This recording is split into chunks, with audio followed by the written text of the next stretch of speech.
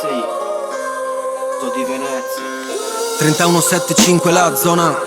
Porto Marghera sulle spalle per raccontarne la storia. La classe non è acqua ma c'ho tutto l'acquedotto. Tra le case della città fumo. Dopo il tramonto bevo ombre, mangio sarde ma non sono un diplomatico. In bus sull'N2 sto tra Bangla e qualche asiatico. A 2 passi c'ho Venezia, la strada te la insegna. Passare il sottopasso qua ti segna la coscienza. In bocca a San Gennaro, io parlo a San Antonio. Non gli chiedo proprio un cazzo, quel che voglio me lo prendo. Si spende spesso il verde, chi si pente mostra odio. Tanto è pieno di puttane, qua si svende pure il sesso. Gli amici persi indietro, la provincia non perdona. Chi pensava essere il meglio adesso è perso nella droga.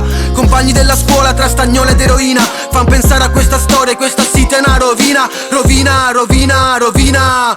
Atmosfera che mi inquina, inquina, inquina. Chi delega la sua vita qui in provincia non c'è uscita. Mi sento solo e perso in sto percorso a foga e penso nel denso riflesso delle acque di Fusina. Fugo nel contenuto che brucia in una cartina. Fugo nel contenuto che brucia in una cartina.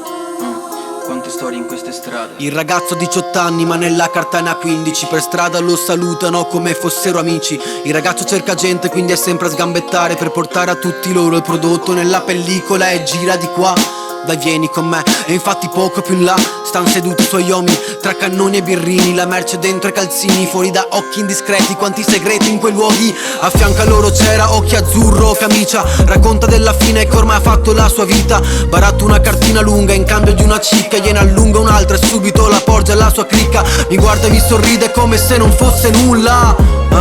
Questa vita vuole pungerla.